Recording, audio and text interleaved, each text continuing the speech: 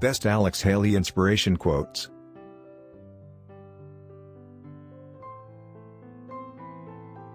In my writing, as much as I could, I tried to find the good, and praise it. My fondest hope is that roots may start black, white, brown, red, yellow, people digging back for their own roots. Man, that would make me feel 90 feet tall. When you start about family, about lineage and ancestry, you are talking about every person on earth. Either you deal with what is the reality, or you can be sure that the reality is going to deal with you. Roots is not just a saga of my family. It is the symbolic saga of a people. Anytime you see a turtle up on top of a fence post, you know he had some help. Nobody can do for little children what grandparents do. Grandparents sort of sprinkle stardust over the lives of little children. Racism is taught in our society. It is not automatic. It is learned behavior toward persons with dissimilar physical characteristics. The way to succeed is never quit. That's it. But really be humble about it.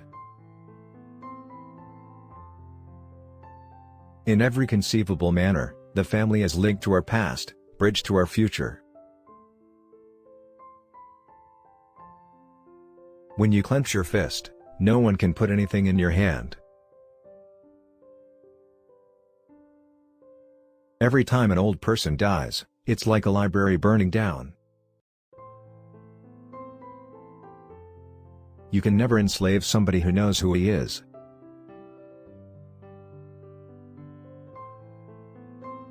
You have to deal with the fact that your life is your life.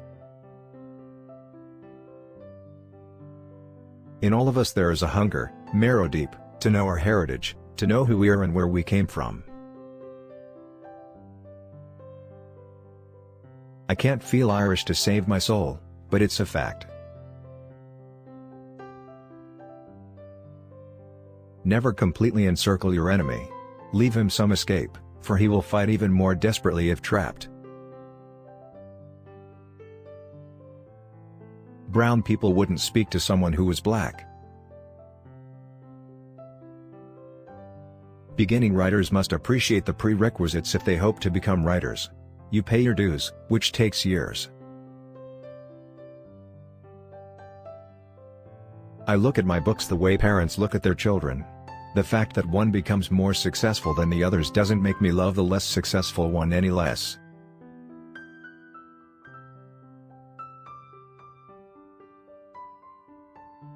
The way to succeed is never quit. That's it. But really be humble about it. You start out lowly and humble and you carefully try to learn an accretion of little things that help you get there.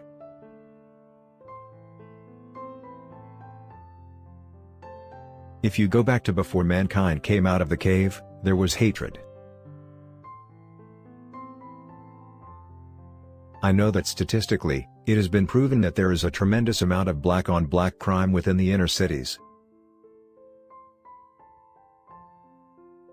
My parents were teachers and they went out of their way to see to it that I had books. We grew up in a home that was full of books. And so I learned to read. I love to read.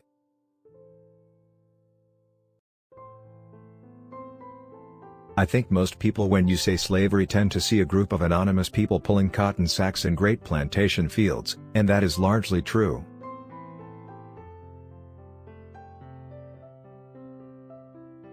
I think one of the most fascinating things you can do after you learn about your own people is to study something about the history and culture of other people.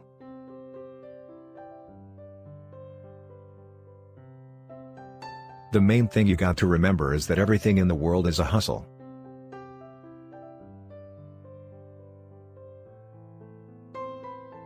Tying the little folks with the older folks is a great and powerful tool to preserve and to protect the family and the individual.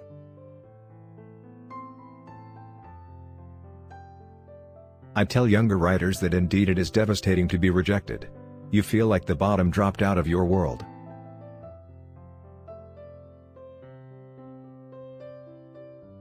We all suffer. If a man's wise, he learns from it.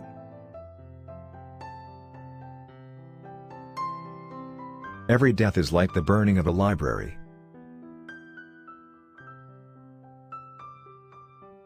Unless we learn from history, we are destined to repeat it. This is no longer merely an academic exercise, but may contain our world's fate and our destiny.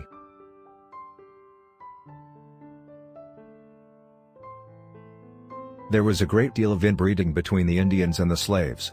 Genetically speaking, black people are some part black, some part European. History is written by winners. Racism and hatred are synonymous.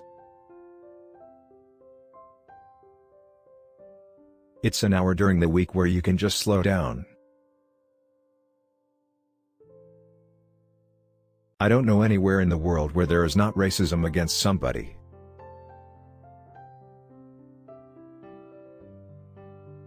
Early in the spring of 1750, in the village of Jufure, 4 days upriver from the coast of the Gambia, West Africa, a man-child was born to Amaro and Binta Kinte.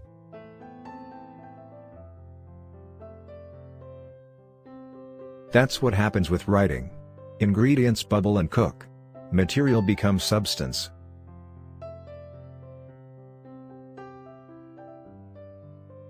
The anti-blackness has generated new forms of youth involvement in anti-whiteness, which in some cases is appalling.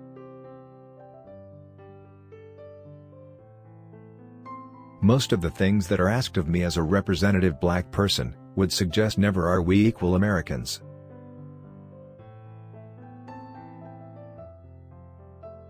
Indeed, optimists rather than defeatists have produced the results for which serious genealogical research is best known. I am really quite proud of most of the people I know who have made it, who do things to help people. I get interviewed a lot, and I found myself listening to what the interviewer is asking me. I'm analyzing what I'm being asked more than my response. You don't spend 20 years of your life in the service and not have a warm, nostalgic feeling left in you. It's a small service, and there's a lot of esprit de corps.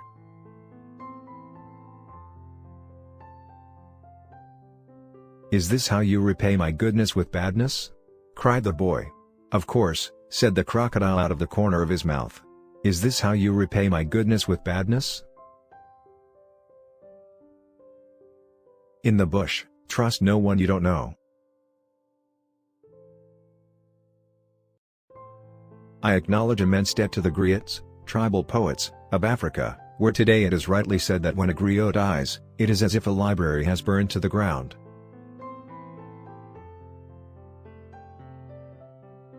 But then, as far as I know, as far as I've studied or heard or picked up, it seems that this type of thing is a curse against mankind. My own perception of Malcolm was one of something that bordered on fascination because I was looking at him and reacting to him as a subject.